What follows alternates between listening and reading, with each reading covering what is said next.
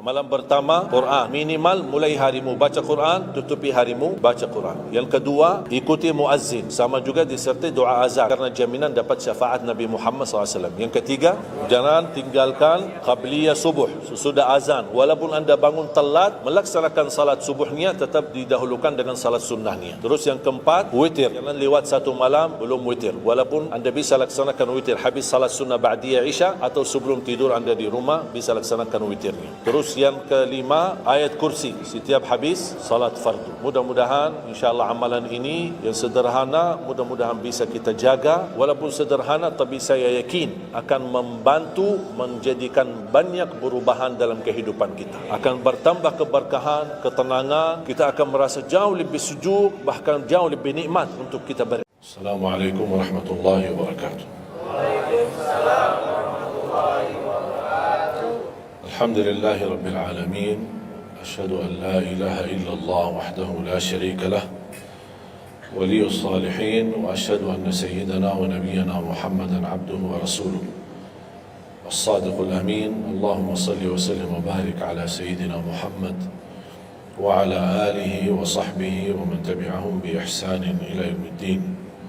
Subhanaka la ilma lana illa ma 'allamtana innaka antal alimul hakim. Para hadirin kaum muslimin muslimat, mukminin mukminat, semoga senantiasa dimuliakan dan diberkahi Allah Subhanahu wa taala. Dalam kesempatan yang singkat ini saya ingin mengingatkan beberapa amalan. Menurut saya amalan ini rata-rata sudah ditahu oleh orang dan hafal. Tapi cukup banyak yang melalaikan, tidak menyadari amalan yang sederhana ini dianugerahkan oleh Allah dengan pahala yang amat-amat besar. Yang pertama, bacaan Al-Quran.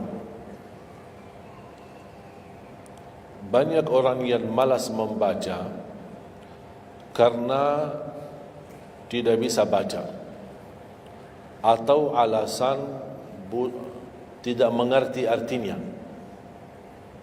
Daripada saya baca tak faham artinya, mendingan tak usah baca.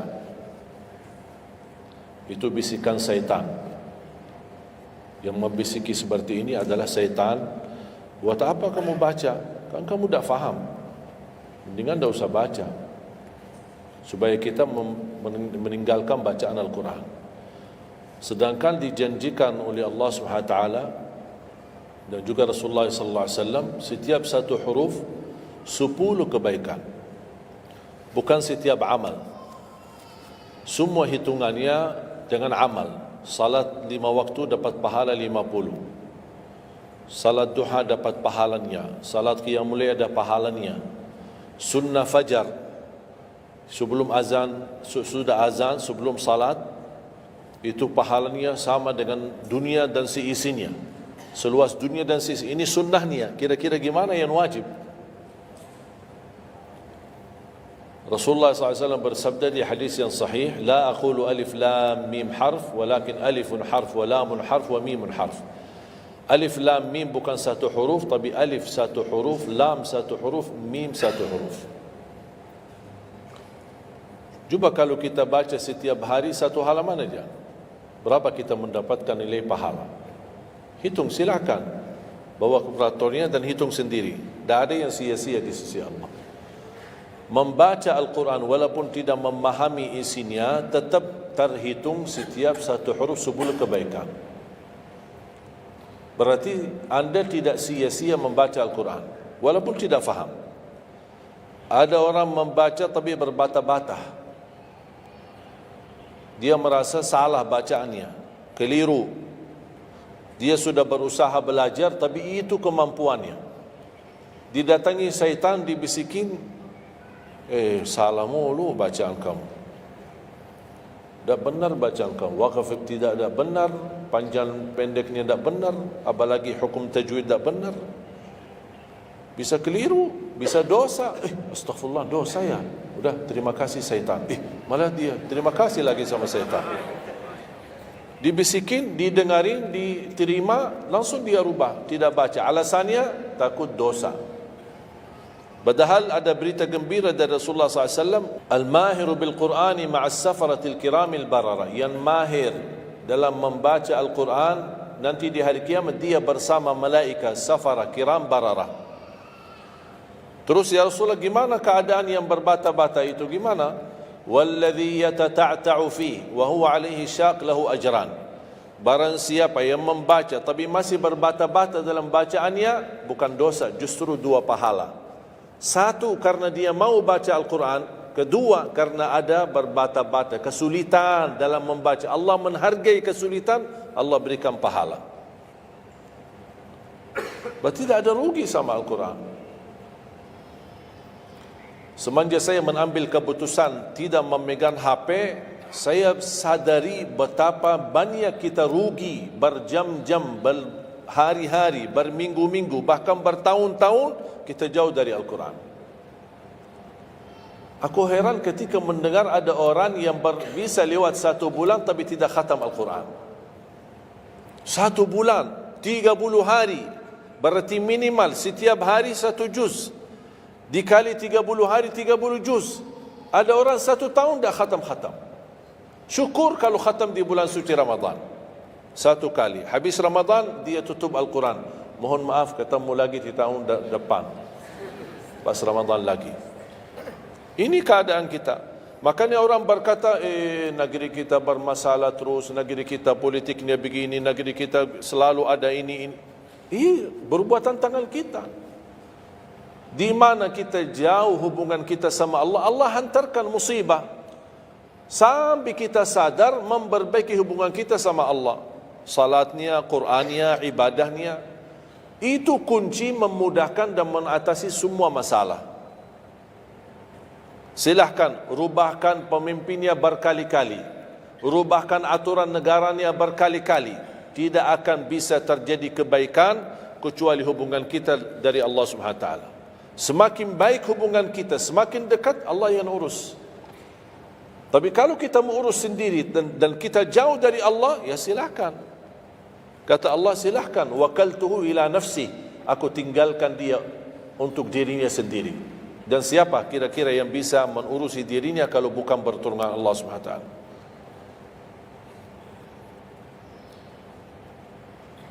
Jangankan bisa khatam Al-Quran dalam 30 hari. Jangan 1 juz dalam 1 hari. 30 hari bisa dikhatam dalam waktu 10 jam. Saya pernah tes, menghitungkan waktu, bawa alarm, membaca dari subuh sampai zuhur. Tiba waktu zuhur, saya stop alarmnya, saya lanjut lagi habis zuhur. Sampai asar, lanjut lagi habis asar, lanjut sampai maghrib.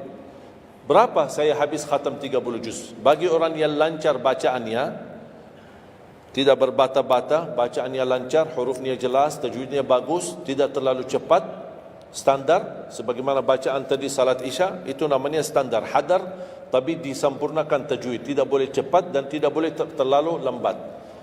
10 jam mampu khatam 30 juz.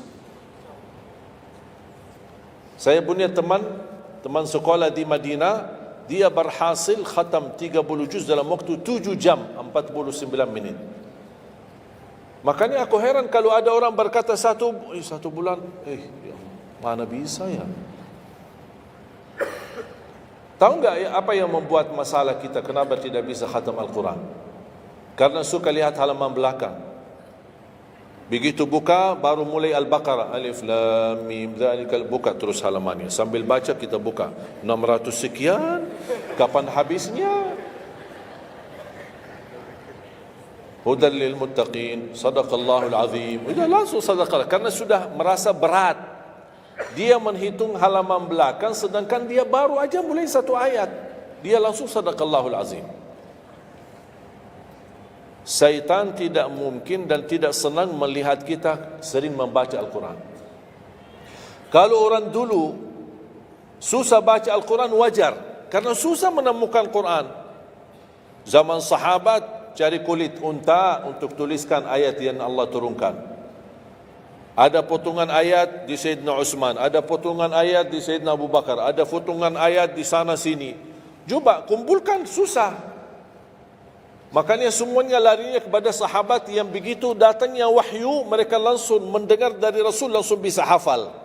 Seperti Sayyidina Ubay bin Ka'ab radhiyallahu an, Zaid bin Thabit radhiyallahu an, Anas bin Malik radhiyallahu an, Uthman bin Affan. Jadi mereka datangin para penghafal Quran. Dah ada mushaf, dah ada Quran, dah ada HP, bisa download Al-Quran 30 juz.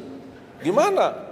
Tapi mereka tidak pernah tinggalkan Al-Quran. Bahkan ada di antara sahabat yang setiap malam tahajudnya khatam 30 juz dalam satu tahajud.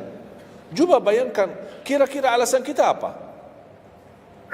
Quran sudah di mana-mana, dan segala terjemahan, warna-warni, tajwid, semua ada. Yang bagus, yang besar. Maaf, mata saya, ada yang besar, ada segede meja ini, ada.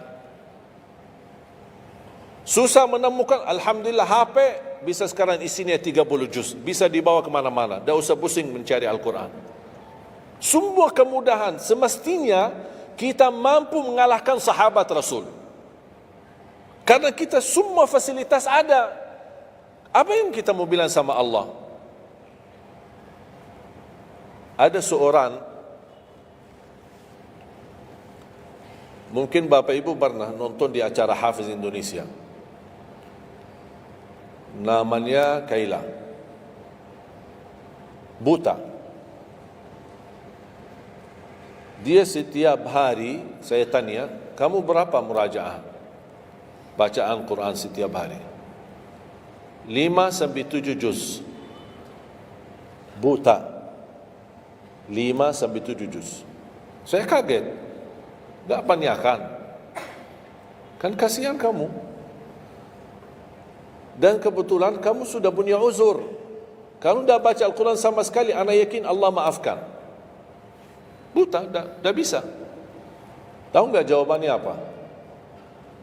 Saya malu sama Allah menjadikan buta saya alasan tidak baca Quran. Ini anak usia 7 tahun.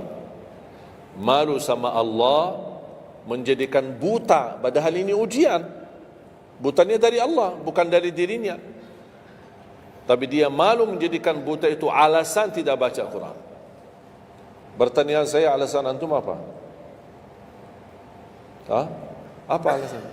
Sibuk. Belum ada waktu. Ya, saya maklum, belum ada waktu. Memang dunia ini bikin stres. Makanya tidak ada waktu. Saya nasihatkan mulai hari ini, jangan kasih Al-Quran sisa waktumu. Dalam istilah, kalau ada sisa waktu, insya Allah saya baca Quran. Kalau itu niatnya, tidak bakalan. Tapi tolong utamakan Al-Quran dalam sehari-harimu. Minimal mulai harimu baca Quran, tutupi harimu baca Quran. Jangan tunggu sisa waktu. Wallahi Al-Quran keberkahannya luar biasa. Kesumbuhan, petunjuk, keberkahannya menjaminkan ke surga, selamat siksa neraka, selamat dari siksa kubur. Banyak anugerah. Sayang. Kadang-kadang kalau kita mendengar ada seorang da'i atau seorang ustaz, materi-materi bukunya bagus, isinya bagus, kita kejar. Di mana buku itu jual? Kita cari informasi, di mana buku itu jual? Ini tulisan manusia. Kita kagumi, kita banggakan, kita suka dan kita ikuti, bahkan kita kejar di mana-mana. Al-Quran kalamullah. Masa kalam manusia lebih mulia di hati kita daripada kalamullah? Silahkan, boleh kagumi apa penyampaian ustaz, da'i, tapi jangan melebihi apa kata Allah. Jangan kita terharu ketika mendengar seorang berceramah, tapi berkali-kali kita simak ayat suci Al-Quran tidak pernah meneteskan air mata, seperti mendengar surat kabar atau koran. Masalah. Ternyata ucapan manusia lebih menyentuh hati Padahal kata Allah, kalau Al-Quran diturunkan di atas gunung bisa hancur jadi tanah basir. Kembali lagi, jangan lewat satu hari belum baca Quran. Tidak bisa baca, masih bisa simak, dengar. Setelkan murattal dari HP-mu. Manfaatkan kondisi macet di Jakarta. Manfaatkan. Lagi naik motor, taruh apa ruginya? Ruginya apa? Simpan handsfree di telinga, ya sambil bawa motor. Dengarin ayat suci Al-Quran. Nikmat, berkah, dalam lindungan Allah, disertai malaikat. Apa ruginya? 1 jam di dalam perjalanan, tidak ada rugi. Terhitung memang umur kita, tapi sudah diisi mendengar Al-Quran. Juga banyak waktu. Nikmat. Kalau saya merasa kesibukan mengganggu sampai tidak ada luang waktu cukup untuk saya bisa baca tilawah di rumah, saya menikmati di jalan. Apalagi kalau mau pergi ke acara, apalagi kalau keluar kota, berjalan lumayan jauh, nikmat. Ya Allah, mudah-mudahan macet terus. Nikmat. Macet ini menjadi nikmat. Dah fikir macetnya karena lagi melihat Al-Quran. Beda sama orang, hanya sepanjang berjalan cat HP, HP. Merasa bosan. Sudah semua cat sudah dilewati, semua SMS sudah dibalas, semua pesan-pesan sudah dibaca. Akhirnya bosan. Macet mulu ini Jakarta. Nanti temannya di sebelah, kalau bukan macet, bukan Jakarta loh. Nah, itu habis waktu, sia-sia. Padahal Al-Quran ini kita baca tidak mesti dalam keadaan wudu. Apalagi kita dalam perjalanan, kita naik motor atau naik mobil, kita bisa dengan handphone kita, HP kita. Ada orang terus, gimana saya membawa Al-Quran terus saya tidak berwudu? Kan kamu menyentuh HP, bukan menyentuh Al-Quran. Bersentuhan dengan HP. Jadi saya harap, sekali lagi mohon dengan sangat, kalau boleh terima permohonan saya, tolong tinggikan perhatianmu kepada Al-Quran.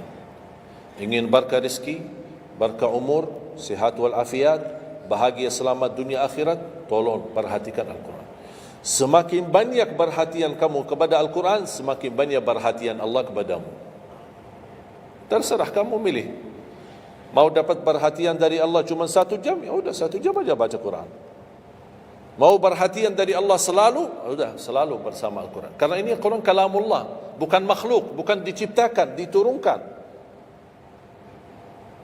Kalamullah, ucapan Allah subhanahu wa ta'ala. Masa kita tidak tertarik?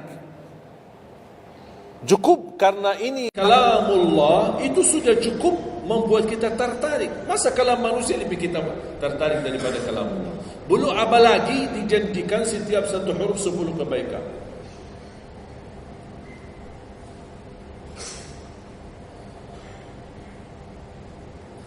Kira-kira siap?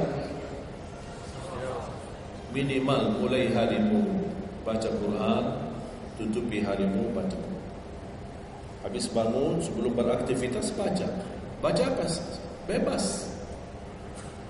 Boleh tak saya baca sampai khatam tapi saya tak faham isinya? Boleh. Tetap dapat pahala setiap satu huruf sebelum. Baca sampai mempelajari isi maknanya, memahami maknanya, lebih besar lagi pahalanya. Membaca, memahami, menhayati lagi, lebih besar lagi pahalanya. Membaca, memahami, menhayati, menamalkan, lebih besar lagi. Kalau tidak bisa meraih semua pahala itu, ya paling minimal pahala bacaan. Kalau saya tidak dapat meraih pahala menhayati, pahala memahami, pahala menamalkan, apalagi saya orang awam tidak begitu mengerti apa yang semestinya saya amalkan, la yukallifullahu nafsan illa wus'aha. Amalkan sesuai kemampuan. Ada pelajaran ayat yang dibacakan tadi, kita bisa ambil maknanya, kita mengambil kesimpulannya. Jangan kita menjadi seperti golongan yang datang hari kiamat malah minta tolong diselamatkan oleh Allah dari neraka. Kalau di hari kiamat tidak bisa saling menolong, tidak bisa. Sekarang kita masih bisa saling membantu dan saling menolong. Dan di antaranya menolong diri sendiri. Jangan menunggu di hari kiamat. Jangan kita bisa menolong, tolong menolong. Di hari kiamat orang tua tidak bisa menolong anaknya. Anaknya pun larikan diri daripada orang tua. Tak ada yang mau kenal. Cuba baca akhir surat Abasa. Yauma yafirrul mar'u min akhi. Di hari itu kakak adik melarikan dirinya dari saudaranya. Wa ummihi wa abi, melarikan diri pada bapaknya dan ibunya. Biasanya kalau kita ketemu orang tua kita senang bertemu, mohon doanya, apalagi yang orang-orang yang tinggi berbakti baik sama orang tuanya. Kalau di hari kiamat mau sendiri-sendiri. Jangan kita yang melarikan diri sendiri. Para nabi dan rasul semuanya doanya salim salim, ya Allah selamatkan, ya Allah selamatkan. Ini nabi, kira-kira kita gimana? Yauma yafirrul mar'u min akhihi wa ummihi wa abihi wa sahibatihi wa bani. Sampai dari istrinya pun dia melarikan diri. Mohon maaf sendiri-sendiri, saya tidak bisa tolong kamu. Jangankan kita sama istri kita atau sama anak-anak kita. Rasulullah sallallahu alaihi wasallam pernah berkata sama Siti Fatimah, anaknya Nabi Muhammad, "Ittaqillah fa inni wallahi la ughni anki min Allah syai'a." Hei anakku Fatimah, bertakwalah kepada Allah karena aku tidak bisa membantu kamu nanti di kemudian hari.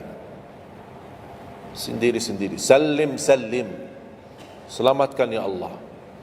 Ini kesempatan.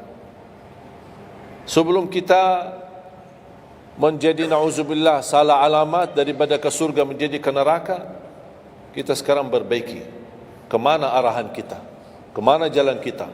Kita yang milih, tidak ada yang memaksa. Taat, Allah hanya menyuruh kita taat, tapi Allah tidak pernah maksa. Kira-kira kalau tidak salat dapat pukulan? Dapat pukulan? Ada yang memukul kita? Ada yang melemparkan kita dalam batu sampai bata kepala kita? Ada? Tidak ada. Taat, Allah menyuruh taat, tapi Allah tidak pernah maksa. Sama juga syaitan, menyuruh kita dosa maksiat, tapi syaitan tidak pernah maksa kita. Sebagaimana ayat tadi dibacakan, ayat surah Ibrahim ayat 22, syaitan berkata, aku tidak punya kuasa di atas kalian, tapi aku hanya menyuruh kalian terlalu cepat taati. Kata syaitan, terlalu cepat respon, aku hanya menyuruh. Da'autukum fastajabtum li. Makanya sekarang jangan melialahkan, saya tidak bisa bantu kalian dan kalian pun tidak bisa bantu aku. Kita dua-duanya dijerumuskan dalam neraka, na'udzubillah min dzalik. Oleh karena itu jemaah sekalian, kesempatan, mumpun masih kita umur, masih punya kesehatan, manfaatkan. Karena akan datang satu saat, sekarang bukan masalah umur, masalah sehat. Tiba-tiba bisa sakit, virus di mana-mana. Kemarin saya punya saudara saya baik-baik aja, tidur bangun sakit, sampai matanya, mukanya macam sakit. Tiba-tiba tak bisa berbicara baik-baik, tak bisa baca Al-Quran dengan baik, tak bisa salat dengan baik. Ini kan mengganggu. Makanya Rasul mengingatkan, ketika anda sehat dan masih punya umur, jangan sia-siakan, karena akan datang satu saat anda tidak sehat dan tidak bisa maksimal ibadah. Selama anda masih bisa dan mampu maksimal ibadah, manfaatkan, jangan dirugikan. Akan datang satu saat anda tidak bisa. Saat anda berdiri, manfaatkan salatmu saat berdiri. Besok akan datang satu saat anda tidak bisa berdiri. Bahkan ada orang yang ingin sekali sujud, tapi dia bisa karena sakit lutut. Dia tidak bisa lipatkan kakinya, tidak bisa sujud. Betapa banyak orang yang merugi ketika dia sehat, dia tidak memanfaatkan dan menikmati ibadahnya. Yang kedua, doa azan. Setiap hari kita mendengar azan 5 kali. Sayang sekali banyak yang sibuk dengan handphonenya. Azan ini panggilan Allah.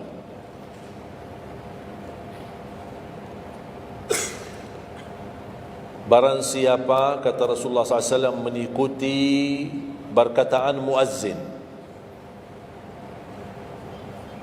artinya muazzin mengucapkan Allahu Akbar, kita ucap Allahu Akbar, asyhadu an la ilaha illallah, asyhadu an la ilaha illallah, asyhadu anna Muhammadar Rasulullah, asyhadu anna Muhammadar Rasulullah. Habis wa asyhadu anna Muhammadar Rasulullah, kita berkata wa ana asyhadu an la ilaha illallah wahdahu la syarikalah wa anna Muhammadan abduhu wa rasuluh. Raditu billahi rabba wa bi Muhammadin nabiyya wa bil islami dina, sebagaimana diriwayatkan Imam Muslim.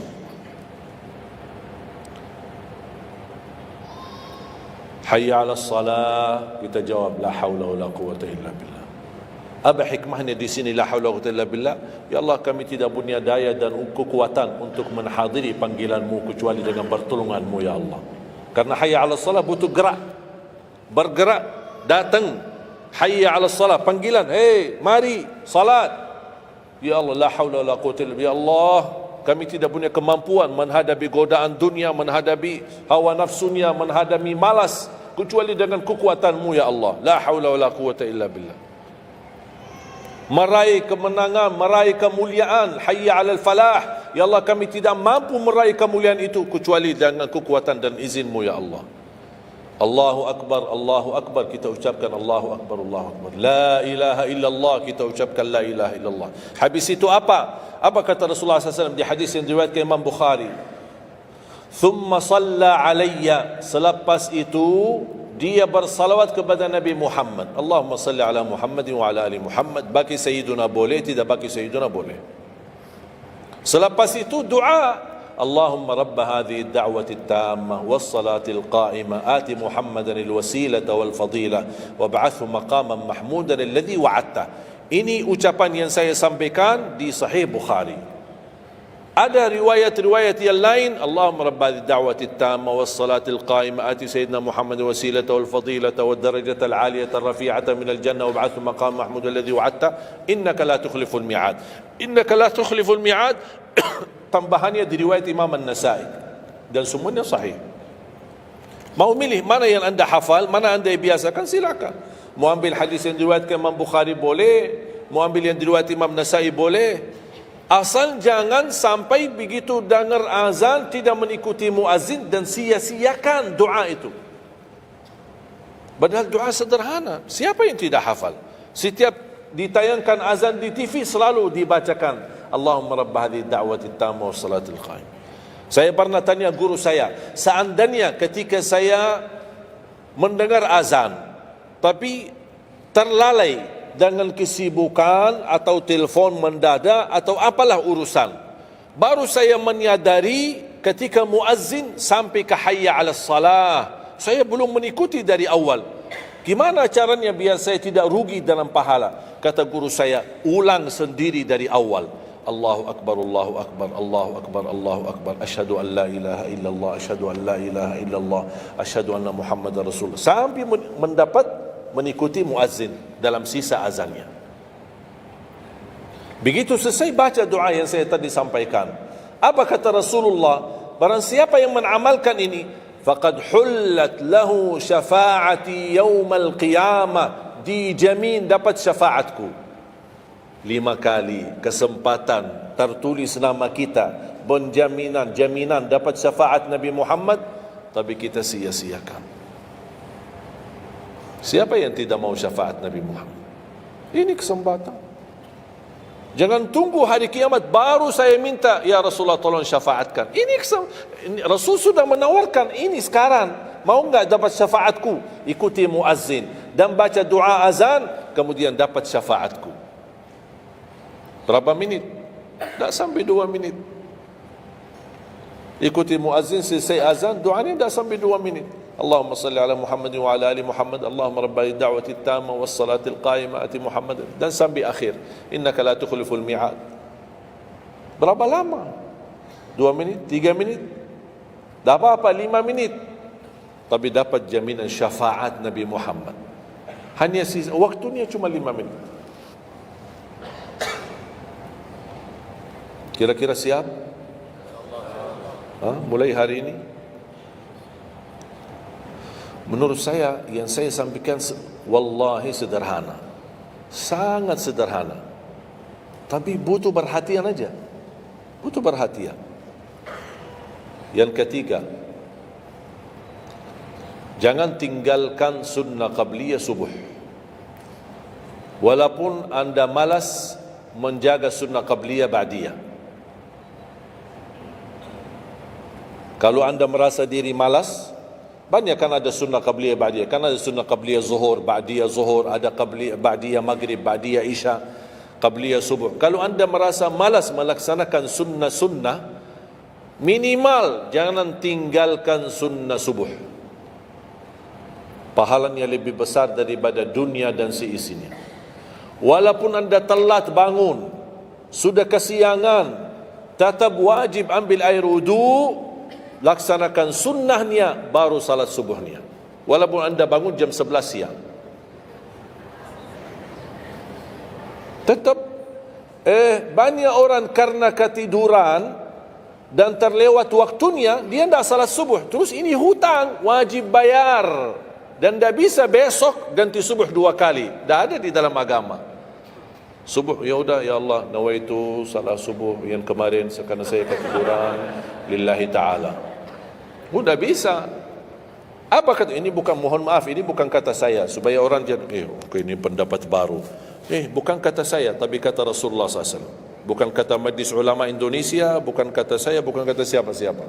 Kata Rasulullah SAW di hadis yang sahih, man nama an salatin aw nasiyaha falyusalliha mata dzakaraha la kaffarata laha illa dhalik.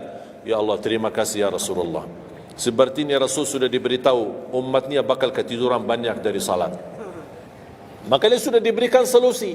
Seandainya ketiduran, ini juga kata Rasulullah, man nama an salatin, silahkan nanti anda pas pulang buka di Google, biar lihat sanad hadisnya ini. Oh, Syekh Ali kau bawain hadis yang dah benar ini. Silahkan. Tahu, kenal enggak Syekh Google? Syekh Google kenal? InsyaAllah semua ilmu dia tahu. Tinggal masukin aja. Barang siapa yang ketiduran dari salat, hadis, terus klik, dia keluar. Semua dasarnya apa itu dijelaskan. Semua. Mu bahasa Arab ada, mu bahasa Indonesia ada, mu bahasa Inggris pun ada. Syekh Google hebat. Man nama an salatin aw nasiyaha falyusalliha mata dzakaraha la kaffarata lahu illa dzalik. Barang siapa yang ketiduran, coba ketiduran. Tidur menurut ulama dianggap uzur. Pernah istri saya ketika saya keluar kota, dia hubungi dan dia bangun kesiangan, kira-kira jam 8. Dia telefon dan nangis. Kenapa nangis? Sakit? Enggak, ketiduran tadi subuh. Ya udah, ambil air wudu, salat subuh. Rasulullah aja pernah ketiduran dari salat subuh. Yang tidak boleh, jangan terlalu sering. Kalau sekali-kali karena sakit, terlalu lelah, capek, Allah maklumlah, kita manusia lemah. Tapi jangan setiap hari ketiduran. Ya Allah, maaf ketiduran ya. Kira-kira di jam kantor, kalau setiap hari kita telat, alasannya, ya maaf bos, ketiduran. Besok lagi alasan yang sama, maaf ketiduran. Besok lagi alasan yang sama. Kira-kira gimana? Dipecat enggak? Dipecat. Malu kita, sama manusia aja tak berani kita dengan alasan yang sama, kita selalu itu aja. Masa sama Allah kita berani? Sekali-kali boleh uzur. Capek, sakit. Sekali lagi, sekali-kali, tapi jangan terlalu sering. Ketika kita bangun, jam berapapun wajib laksanakan. Karena kata Rasulullah, tidak ada kafarah yang lain. Tidak ada kata ganti dengan uang, atau ganti dengan sedekah, atau ganti dengan, tidak bisa. Tunaikan. Falyusalliha, kata Rasulullah, falyusalliha, segerakan salat itu jam berapapun, walaupun kesiangan.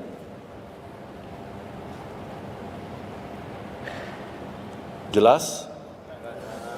Sering ya ketiduran ya? Saya juga berapa kali ketiduran. Bukan berarti saya tidak pernah ketiduran, berapa kali. Bisa ada orang habis tahajud, terlalu lelah, capek, dia mau hanya istirahat saja di atas sajadahnya. Pas bangun sudah jam 7. Padahal Masya Allah tahajud. Semangatnya tahajud tapi ketiduran salat subuh. Makanya ini harus disesuaikan kemampuan. Anda merasa diri kalau salat tahajud 8 rakaat, bangun jam 2, ya Allah kuat, tidak kuat ini. Kembali kepada kemampuan. Tahajud tidak harus 8 rakaat. Tahajud tidak harus 20. 2 rakaat, tutup witir sudah tahajud. Dan tahajud pun salat malam tidak harus tidur dulu.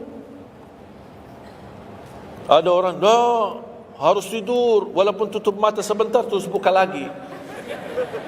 Ini ilmu baru di Indonesia ini. Saya pernah share satu video, ada satu komen dari jamaah, tidak, saya belajar harus tidur dulu, walaupun tutup mata sebentar terus buka lagi. Kembali kepada kemampuan. Ada yang biasa tidur, bangun tengah malam, sepertiga akhir, itu lebih afdal. Tapi ada yang tahu dirinya, kalau saya tidur mana bisa bangun. Udah, mendingan daripada tidak ada tahajud malam itu, mendingan kita salat. Dan ini bukan kata saya, dan bukan kata ulama, tapi kata Rasulullah sallallahu alaihi wasallam. Sebagaimana di hadis yang sahih kata Abu Hurairah radhiyallahu an, pernah Rasulullah menwasiatkan aku jaga witir sebelum tidur. Berarti Rasul mengizinkan kita melaksanakan ibadah salat malam, di antaranya witir sebelum tidur. Umar bin Khattab radhiyallahu anhu punya kebiasaan witir sebelum tidur. Ditanya, kenapa witir sebelum tidur? Dia kata, saya takut meninggal dunia dalam keadaan tidur, belum tertulis nama saya sebagai ahli witir. Saya punya kebiasaan, habis pulang ke rumah, sebelum tidur ambil air wudu, salat 2 rakaat sunnah wudu, kemudian salat 2 rakaat muqaddimah witir, kemudian 1 rakaat witir, baru saya tidur. Kalau dapat bangun lagi, alhamdulillah bisa tahajud, tapi tidak boleh witir lagi karena sudah witir duluan. Sudah faham? Sederhana enggak Islam ini? Sederhana. Banyak orang yang berkeinginan tahajud, berkeinginan satu witir, tapi kan harus tidur. Saya orang yang berat tidur. Kalau saya tidur mana bangun lagi? Udah, kesempatan bisa Anda laksanakan sebelum tidur.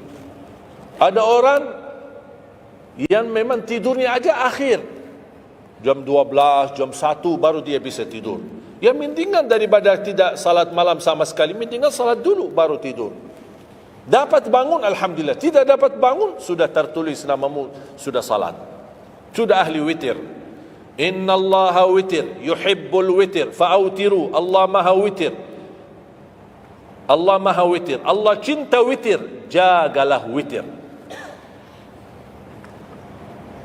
Dan ini termasuk 2 sunnah yang Rasul tidak pernah tinggalkan, sunnah subuh sama sunnah witir.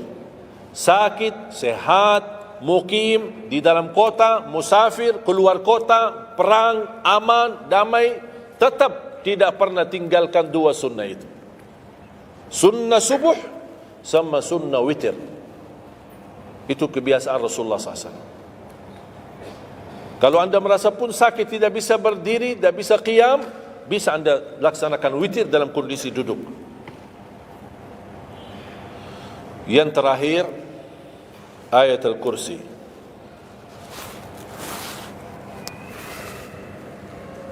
Jangan tinggalkan ayat Al-Kursi lepas salat.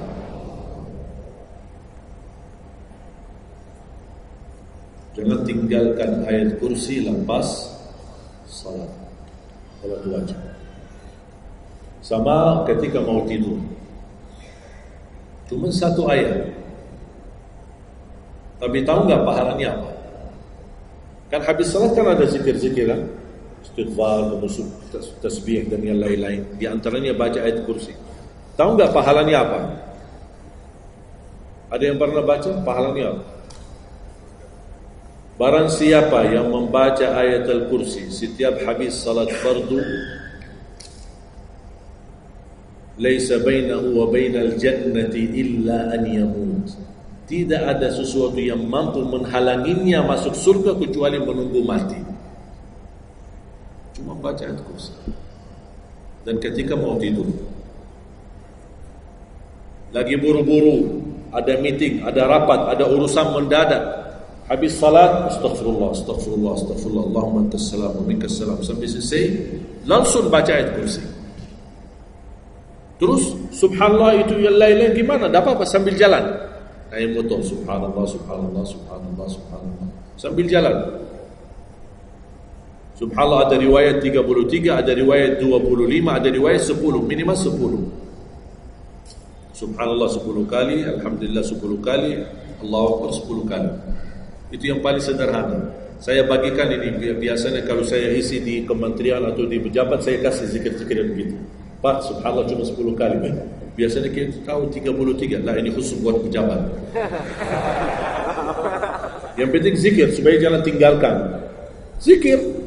Banyak orang sibuk mendadak ada urusan, udah zikir subhanallah cuma 10 kali. Subhanallah 10 kali, alhamdulillah 10 kali, Allahu Akbar 10 kali. Itu paling cepat. Subhanallah. Ternyata di dalam agama ada yang juga hemat. Hemat sederhana tapi pahalanya tetap besar dan dikurangi. Tidak ada pahala yang hemat.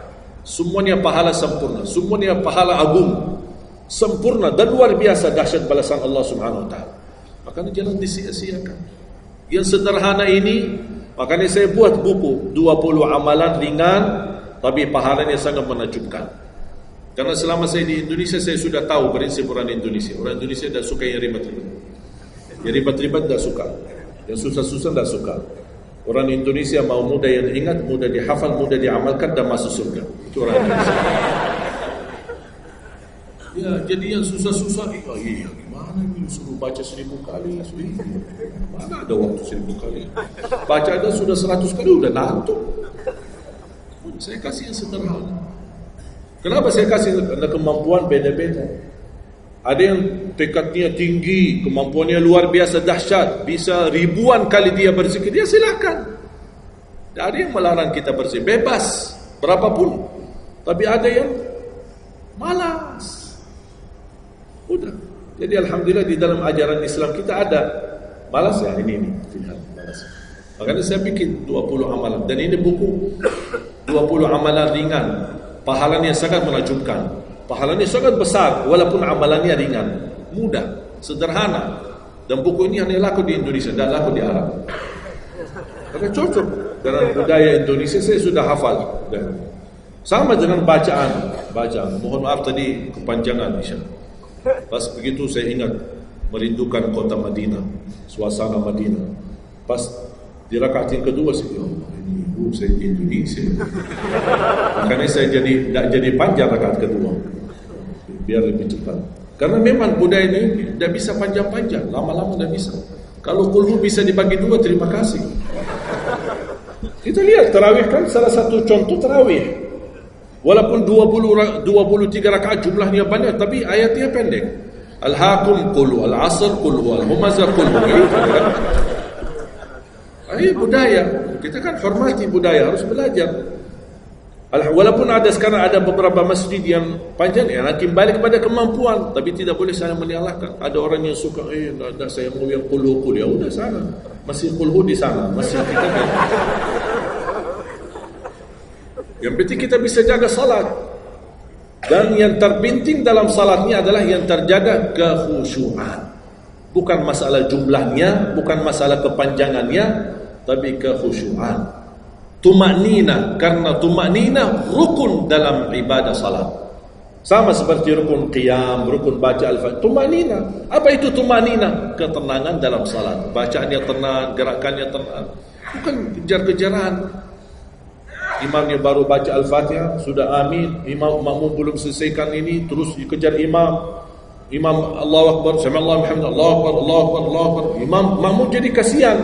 Kejar. Dia tidak bisa baca makmum. Wallahi makmum tidak bisa baca apa-apa. Hanya fokusnya bisa kejar imam. Yang penting jangan sampai tertinggal imam. Yang saya fikirkan, kasihan yang tua-tua, bapak-bapak. Gimana yang bapak-bapak? Kalau yang muda-muda masih bisa kejar imam, terus yang bapak-bapak gimana? Setiap gerakannya batuk 10 kali. Rukuk batuk lagi, sujud batuk lagi. Karena pelan-pelan gerakannya. Saya pernah ada satu kejadian ketika masuk salah satu kampung, kita lewati, saya mampir. Samping saya ada bapak, lumayan tua, gerakannya juga pelan-pelan. Yang saya kasihan, Imam Allah. Saya suka pas ketika takbir. Allah. Bismillahirrahmanirrahim. Alhamdulillahirrahmanirrahim. Astagfirullahaladzim. Barusan enak, takbirnya enak. Bacanya kenapa enggak? Ini pelan-pelan aja.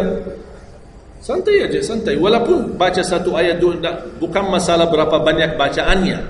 Yang penting kekhusyuan, tumanina, karena rukun tumanina. Allahu Akbar, sami'allahu hamdah. Saya lihat bapak ini sebelah saya. Saya masih bisa kejar imam. Bapak ini dah kejar-kejar. Imam sudah rukuk, bapak belum rukuk. Begitu imam sami'allahu hamdah, bapak dah jadi rukuk, diikut sami'allahu hamdah. Astagfirullahalazim. Pas sujud, kita sudah sujud 2 kali. Bapak kan pelan-pelan sambil batuk. Terus dia turun sujud. Pas dalam kondisi sujud, kita sudah berdiri. Bapak kan baru dia turun. Dia berdiri lagi. Astagfirullahaladzim. Pas di rakaat yang kedua, saya megang tangannya. Pak, kita pulang aja deh. Biar bapak salat di rumah. Kasihan bapak tidak bisa salat. Tidak bisa ruku, tidak bisa sujud, tidak bisa apa-apa.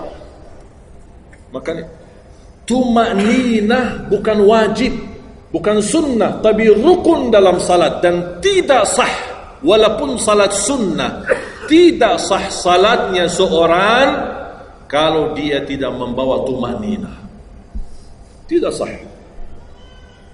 Disiarkan, di-sharekan, diviralkan, dia bilang ada 23 rakaat 7 menit. Menurut saya tidak usah panjang lebar dibahas. Tidak sah, sudah selesai. Karena meninggalkan, sama dengan orang salat tapi tidak baca Al-Fatihah. Kira-kira sah tidak? Tidak sah. Gimana kira-kira bacaan Al-Fatihah?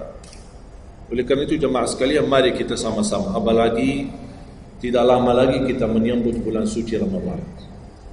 Saya harap kita mencintai budaya kita, mencintai negeri kita, tapi harus hal yang perlu diluruskan, harus diluruskan. Apalagi yang terkait ibadah salat, tarawih. Tidak masalah masjid 11 rakaat, ada masjid 23 rakaat, jangan ribut. Tidak masalah. Yang mau 11 silakan, yang mau 23 silakan. Yang penting kita bisa melaksanakan salat dengan baik. Apalagi alhamdulillah sudah sekarang muncul banyak para imam-imam, pemuda-pemuda yang bacaannya merdu, yang bacaannya indah. Kita bisa menikmati suasana bulan suci Ramadan. Bacaannya tidak mesti panjang-panjang. Walaupun rata-rata di Indonesia jarang kita menemukan masjid yang khatam. Dulu saya ingat waktu saya masih di Lombok, kita ingat salat tarawih khatam 30 juz dan salat tahajud di 10 malam terakhir khatam lagi 30 juz. 2 kali kita khatam dalam 1 bulan Ramadan. Tapi ini karena permintaan dari lingkungan dan jamaah. Kalau tidak ada permintaan susah. Apalagi orang baru datang. Saya sering memperhatikan orang baru datang kayaknya salah masuk masjid. Pas begitu melihat imamnya kepanjangan, masjid apaan? Mundur ke belakang. Bahkan saya pas ketika lihat ada makmum mundur, saya baru masuk. Bapak mau kemana? Mau ambil wudu lagi. Pas habis salat saya tarik kanan kiri, tidak ada. Ternyata ambil wudu di rumahnya. Jadi karena tidak semua bisa, makanya tidak boleh kita saling menyalahkan, tapi kita harus saling mengingatkan. Saling mengingatkan. Mari kita sama-sama menjaga ibadah yang benar. Mari kita sama-sama menjaga ibadah yang khusyuk, ibadah yang tumaknina. Mudah-mudahan amalan-amalan yang saya sampaikan tadi Mudah-mudahan bisa diingat, bisa dihafal dan mudah diamalkan. Masih ingat kan? Atau perlu saya ulang? Amalan pertama, Quran. Minimal mulai harimu baca Quran, tutupi harimu baca Quran. Yang kedua, ikuti muazzin. Sama juga disertai doa azan karena jaminan dapat syafaat Nabi Muhammad SAW. Yang ketiga,